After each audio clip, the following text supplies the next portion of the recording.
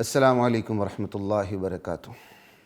بسم اللہ الرحمن الرحیم والصلاة والسلام علی رسولہ الکریم وعلی آلہ وصحبہ اجمعین ومن تبعہم الی یوم الدین، اما بعد۔ خواتین و حضرات، دورہ قرآن کی نشریات کے ساتھ خلیق الرحمن آپ سے مخاطب ہے۔ آج کی ہم اس نشست میں سپارہ نمبر 10 کی منتخب آیات پر بات کریں گے۔ اللہ کی ذات مجھے، آپ کو، ہم سب کو قرآن کریم کا فہم نصیب فرمائے اور اس فہم کو آگے پہنچانے کی توفیق عطا فرمائے۔ 10واں سپارہ ہے اور سورہ انفال جاری ہے۔ سورہ انفال کی آیت نمبر 60 ہے، جس میں حکم دیا گیا ہے کہ کفار کے مقابلے میں تم اپنی فوجی قوت تیار رکھو، اپنے گھوڑے تیار رکھو، جتنا تمہارا بس ہے اتنی قوت تیار رکھو۔ وَأَعِدُّوا لَهُم مَّا اسْتَطَعْتُم مِّن قُوَّةٍ وَمِن رِّبَاطِ الْخَيْلِ تُرْهِبُونَ بِهِ عَدُوَّ اللَّهِ وَعَدُوَّكُمْ وَآخَرِينَ مِن دُونِهِمْ۔ تم اپنی اس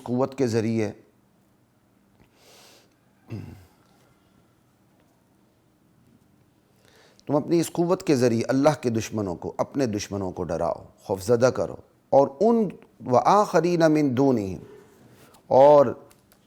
اور ان کے علاوہ کچھ ایسے لوگ بھی ہیں جنہیں تم نے ڈرانا ہے، جنہیں تم نہیں جانتے، اللہ جانتا ہے، تمہاری قوت سے وہ بھی خوفزدہ ہوں گے۔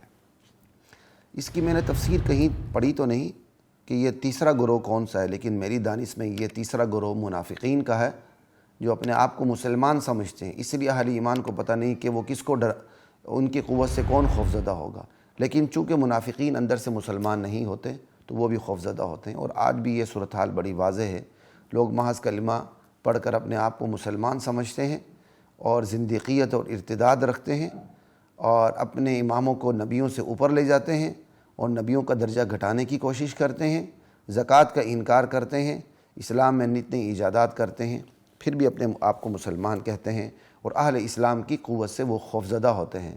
تو میری دانش میں اس تیسرے گروہ سے مراد ایسے ہی منافقین ہیں جو اپنے اندر اسلام کے خلاف عقائد رکھتے ہیں لیکن اپنے آپ کو مسلمان سمجھتے ہیں۔ ان آیات میں 2-3 باتیں آپ سے کرنی مقصود ہیں۔ ایک بات تو یہ ہے کہ ان آیات سے یہ پتہ چلا، یہ جو سائنسی فوجی قوت ہے یہ بھی اہل اسلام کے لیے ضروری ہے، حکم وجوب کے لیے ہوتا ہے، اور یہ یہاں واجب ہے۔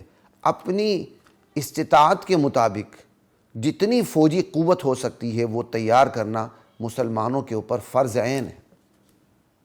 ایک تو اس سے ایک یہ بات آپ کو بتانا مقصد تھی۔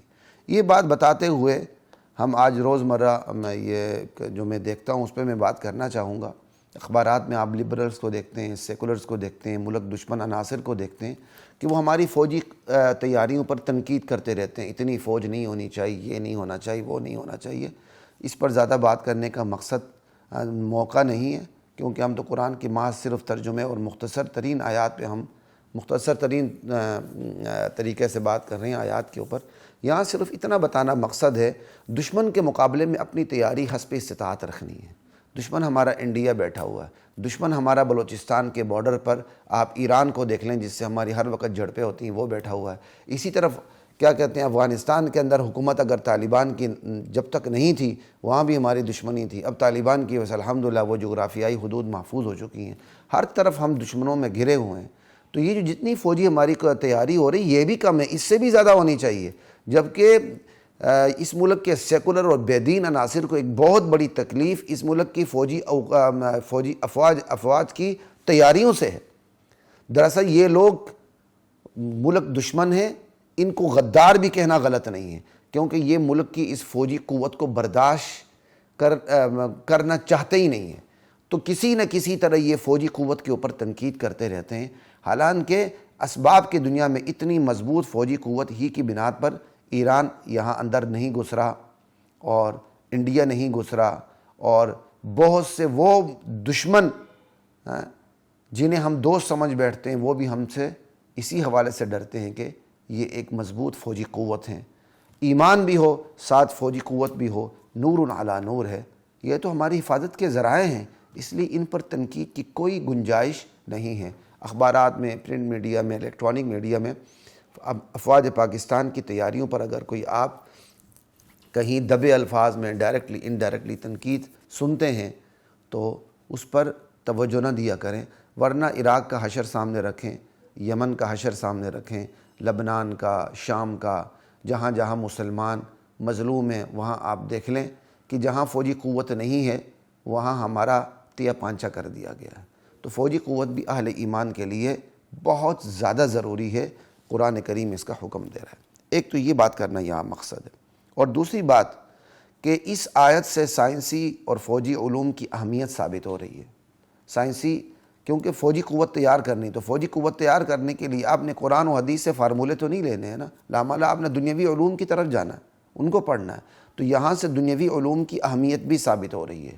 تو اس آیت سے دنیاوی علوم کی اہمیت ثابت ہو رہی ہے، لہٰذا دیگر وہ آیات یا وہ احادیث جو خالص اسلامی علوم کے لیے کھینچ تان کر دنیاوی علوم پہ فٹ نہیں کرنا چاہیے۔ جیسے آپ دیکھتے ہیں بعض سکولوں پہ لکھا ہوتا ہے طلب العلم فریضۃ علی کل مسلم و مسلمہ، حالانکہ مسلمہ کے لفظ ہی نہیں ہے، مسلمہ خود ہی مسلم کے اندر داخل ہے۔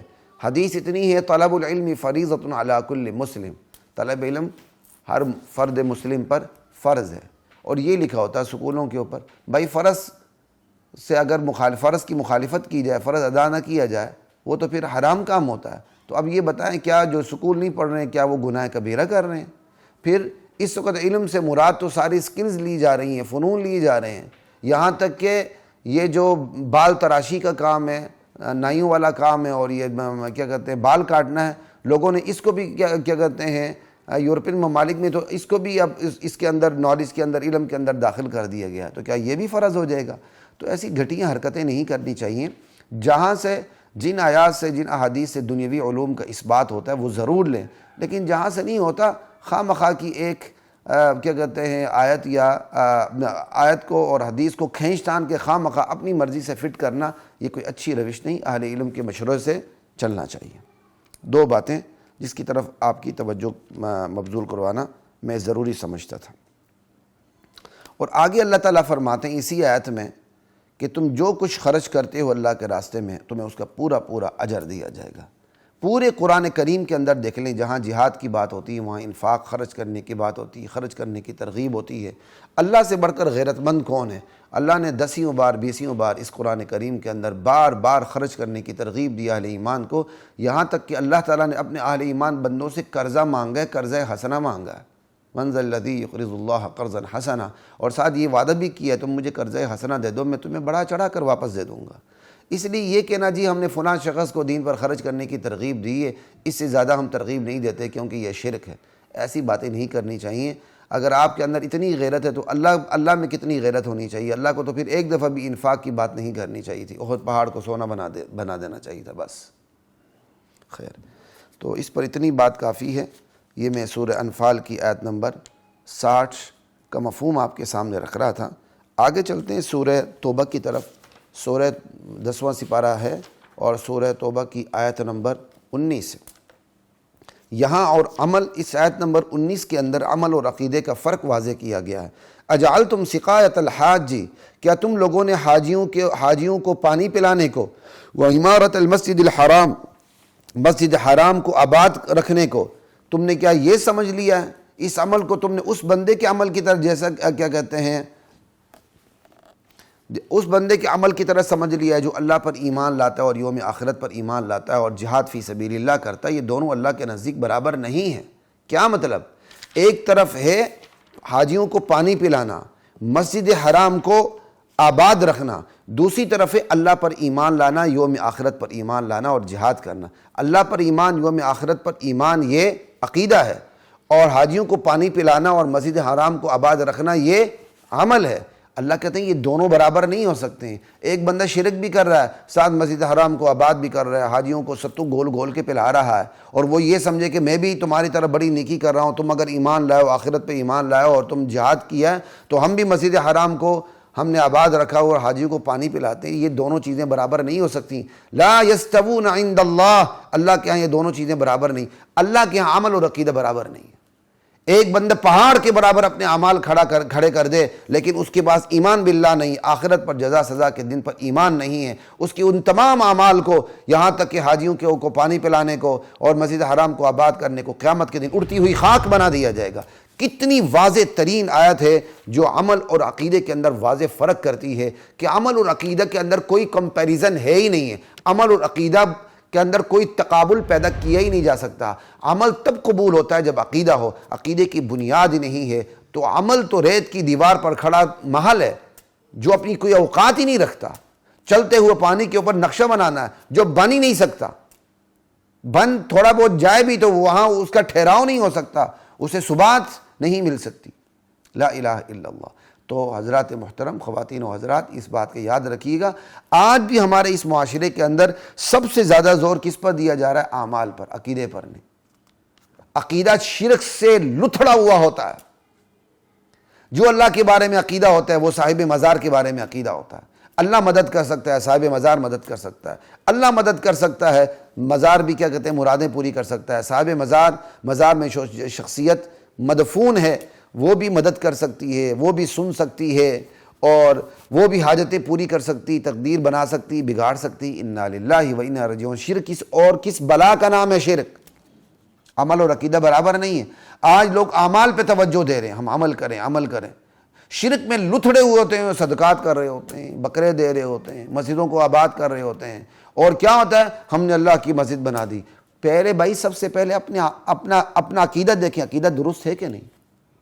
مسجد حرام کو آباد کرنا، آج 2 مرلے کی مسجد پاکستان میں کوئی آباد کر کے عقیدے کو نظر انداز کر دیتا ہے۔ اللہ کہتے ہیں مسجد حرام کو آباد کرنا، حاجیوں کو ستو پلانا، یہ ایمان باللہ کے برابر نہیں ہو سکتا، یہ عقیدے کا مقابلہ نہیں کر سکتا۔ اس لیے ہمیں چکنا ہونا چاہیے، سب سے پہلے ہم عقیدے پر توجہ دیں۔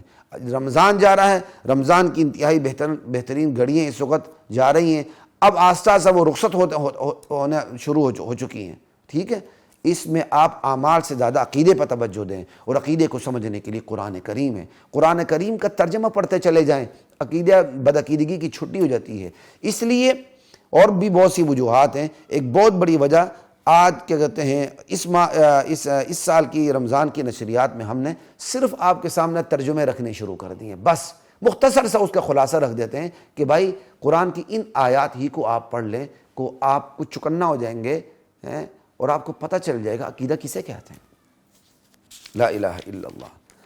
تو یہ تھی آیت نمبر 19 سورہ توبہ کی۔ اب چلتے ہیں آیت نمبر 24 سورہ توبہ کی۔ اللہ تعالیٰ فرماتے ہیں قُلْ إِنْ كَانَ آبَاؤُكُمْ، میرے نبی آپ کہہ دیجئے اگر تمہارے باپ، وَأَبْنَاؤُكُمْ تمہارے بیٹے، وَإِخْوَانُكُمْ تمہارے بھائی، وَأَزْوَاجُكُمْ تمہاری بیویاں، وَعَشِيرَتُكُمْ تمہارے کنبے، تمہارے رشتہ دار،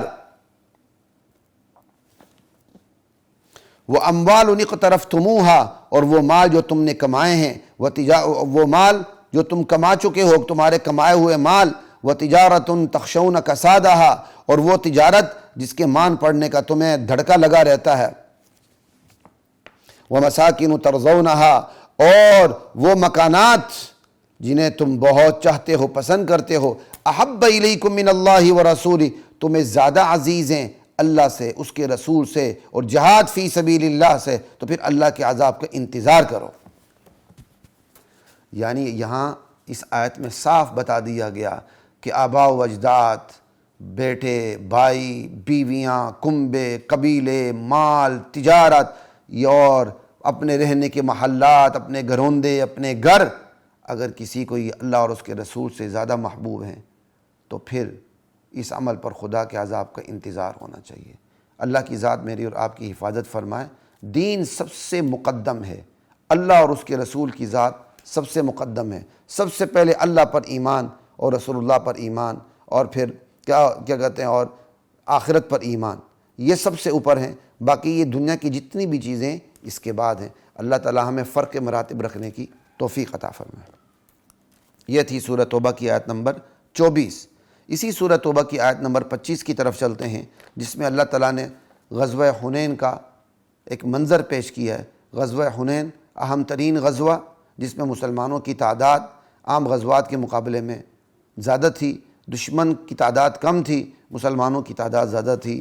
بعض نو مسلم صحابہ کیا کہہ بیٹھے کہ آج تو ہم زیادہ ہیں۔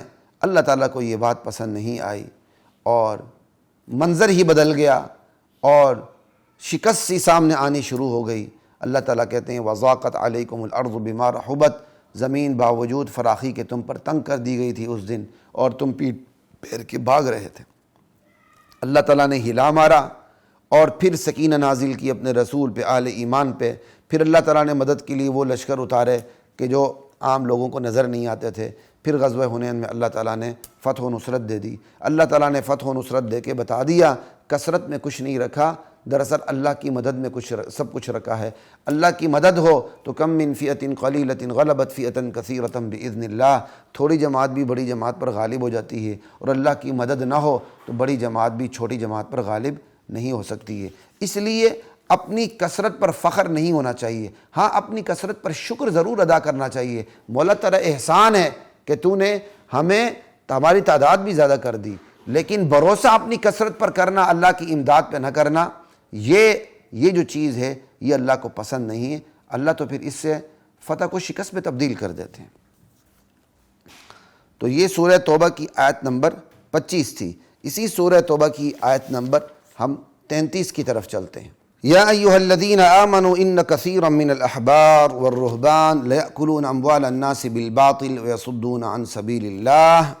اے ایمان والو، تمہیں یہ پتہ ہونا چاہیے کہ بہت سے یہودی علماء اور پادری یہ جو ہیں یہ لوگوں کا مال ناجائز طور پہ کھاتے ہیں اور لوگوں کو اللہ کے راستے سے روکتے ہیں، خود رکتے بھی ہیں، لوگوں کو روکتے بھی ہیں۔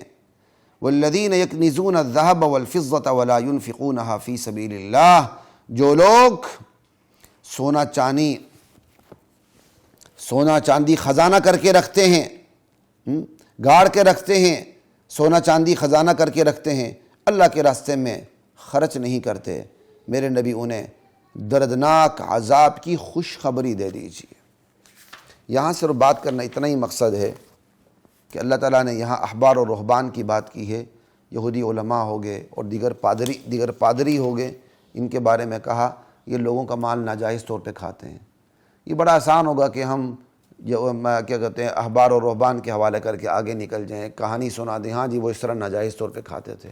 یہ قرآن گزشتہ امتوں کی سرگزشت پیش کر کے آج ہمیں سبق دے رہا ہے۔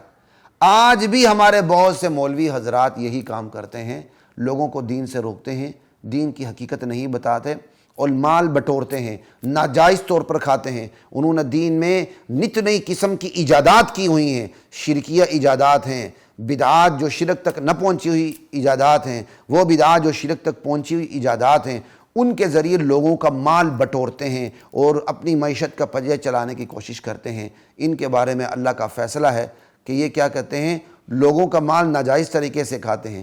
ایسے ہی لوگ ہیں جن کے بارے میں قرآن کی آیت ہے اولئک ما یأکلون فی بطونہم الا النار، یہ قرآن کی آیت فٹ آتی ہے، یہ لوگ اپنے پیٹوں میں آگ ڈال رہے ہیں۔ اس لیے وہ علماء جو دین بیان نہیں کرتے ان کو سوچنا چاہیے، یا جو دین غلط بیان کرتے ہیں ان کو زیادہ سوچنا چاہیے۔ اللہ کی ذات میری اور آپ کی ہم سب کی حفاظت فرمائے۔ سورہ توبہ کی آیت نمبر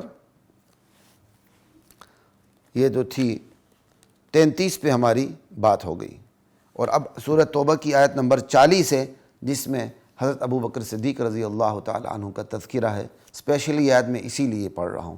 إِلَّا تَنْصُرُوهُ فَقَدْ نَصَرَهُ اللَّهُ إِذْ أَخْرَجَهُ الَّذِينَ كَفَرُوا ثَانِيَ اثْنَيْنِ إِذْ هُمَا فِي الْغَارِ إِذْ يَقُولُ لِصَاحِبِهِ لَا تَحْزَنْ إِنَّ اللَّهَ مَعَنَا۔ اگر تم میرے رسول کی مدد نہیں کرو گے تو میں نے اپنے رسول کی مدد تو اس وقت کی ہے جب میرے رسول کو اسی کے کنبے قبیلے نے، قریش نے مکے سے نکال دیا تھا، اور وہ غار میں تھے دونوں ساتھی ابو بکر و عمر، اور حضور دونوں میں سے دوسرے تھے، ثانی اثنین، لا الہ الا اللہ۔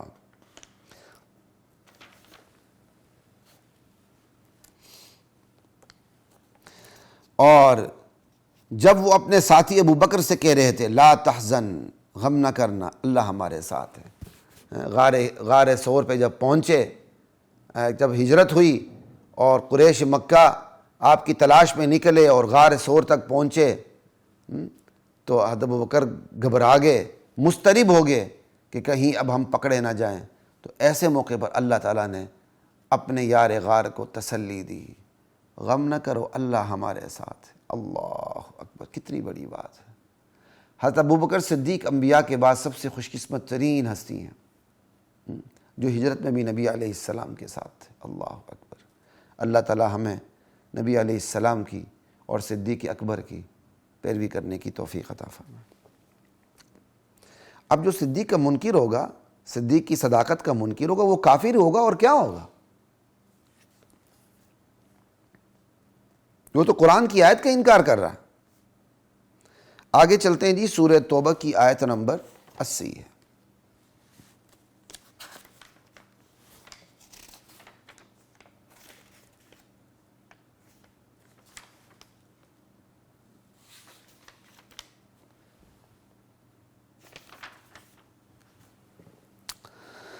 لا الہ الا اللہ استغفر لهم او لا تستغفر لهم ان تستغفر لهم 70 مرة فلن يغفر اللہ لهم۔ منافقین کے بارے میں اللہ تعالیٰ نبی سے ارشاد فرما رہے ہیں، میرے نبی آپ ان کے لیے بخشش کی دعا کریں نہ کریں برابر ہے، ہم نے ان کو بخشنا نہیں ہے۔ آپ 70 مرتبہ بھی دعا ان کے لیے بخشش کی دعا کریں گے، اللہ نے ہرگز معاف نہیں کرنا، کیونکہ انہوں نے اللہ اور اس کے رسول کا انکار کیا ہوا ہے۔ ذالک بانہم کفروا باللہ ورسولہ واللہ لا یہدی القوم الفاسقین۔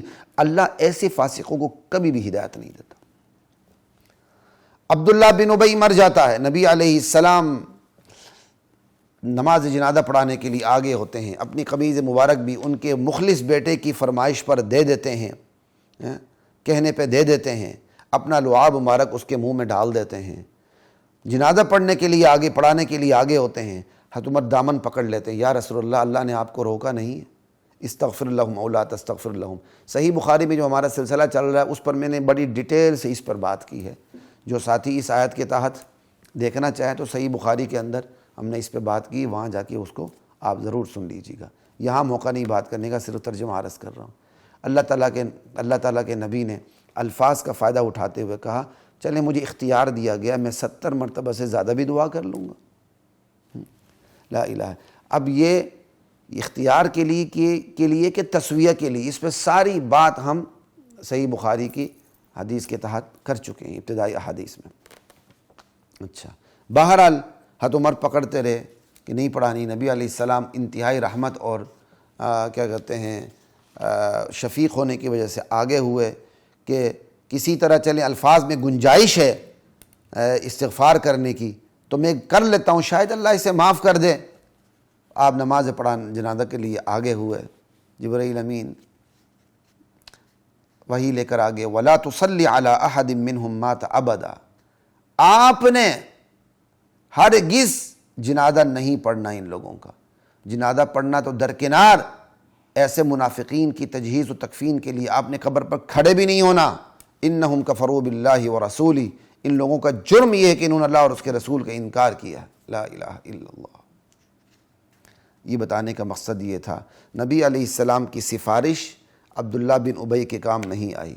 آپ کا کرتا جو اس کو پہنایا گیا، اس کو وہ جہنم کے عذاب سے وہ نہیں بچا سکا۔ آپ کا لعاب آپ نے اس کے منہ میں ڈالا، وہ اس کو عذاب سے نہیں بچا سکا۔ آپ نماز کے لیے آگے ہوئے، اللہ کو اس پہ رحم نہیں آیا عبداللہ بن ابی پہ۔ یہ ہے عقیدے کی اہمیت، اور یہ ہے منافقت کی غلاظت جس کو اللہ برداشت نہیں کرتا۔ نبی شفیق ہونے کی وجہ سے آگے ہوئے، اللہ تعالیٰ نے نبی کی سفارش قبول نہیں کی۔ اس لیے سفارش کا عقیدہ تو ہے ہمارے عقیدہ شفاعت، لیکن وہ اہل ایمان کے لیے، اہل کفر و شرک کے لیے نہیں ہے، اہل نفاق کے لیے نہیں ہے، اہل ایمان کے لیے ہے۔ اس لیے مطمئن نہیں ہونا چاہیے ہم جو مرضی کریں، آخرت میں نبی علیہ السلام کے امتی ہم سیدھے جنت چلے جائیں گے۔ تو پھر وہ تو یہود و نصارہ کا حال ہو گیا۔ یہود کہتے تھے ہم جنت میں جائیں گے، عیسائی کہتے تھے ہم جنت میں جائیں گے، ہمیں تو آگ چھو ہی نہیں سکتی، لن تمسنا النار الا ایاما معدودہ۔ وہی عقیدہ ہم نے بنا لیا، ہم آخری نبی کی امت ہے، ہم جہنم جا ہی نہیں سکتے۔ انا للہ و انا الیہ راجعون۔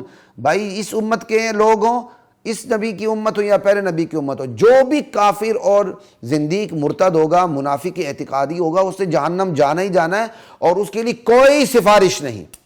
نہ نبی علیہ السلام سفارش کریں گے، نہ کر سکیں گے۔ دنیا میں آپ نے منافق کے لیے سفارش کی تو آپ کی سفارش قبول نہیں کی گئی، بلکہ آئندہ کے لیے آپ کو جنازہ پڑھانے سے منع کر دیا گیا، تجہیز و تکفین کے لیے قبر تک پہ کھڑے ہونے سے منع کر دیا گیا۔ اس منع کرنے کے بعد نبی علیہ السلام نے کسی منافق کا جنازہ نہیں پڑھایا، اور کسی منافق کی تجہیز و تکفین کے لیے آپ اس کی قبر تک پہ کھڑے نہیں ہوئے۔ یہ ہے عقیدے کی اہمیت۔ اس لیے آنکھیں کھول کے چلیے، چکنا ہو جائیے۔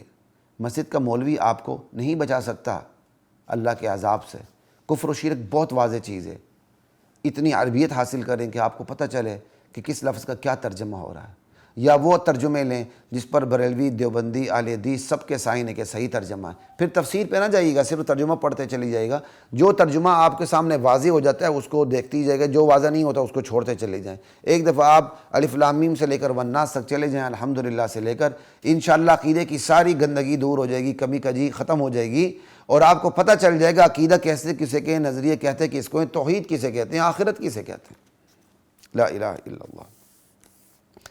اچھا جی، اب 10ویں سپارے کی منتخب آیات کی تفسیر اپنے اختتام کو پہنچتی۔ انشاءاللہ تعالی ہم آپ سے پھر ملاقات کریں گے۔ اللہ تعالیٰ نے موقع دیا، اللہ تعالیٰ نے زندگی دی 11ویں سپارے کی منتخب آیات کی تفسیر کے ساتھ۔ تب تک کے لیے اجازت دیجیے۔ السلام علیکم ورحمۃ اللہ وبرکاتہ۔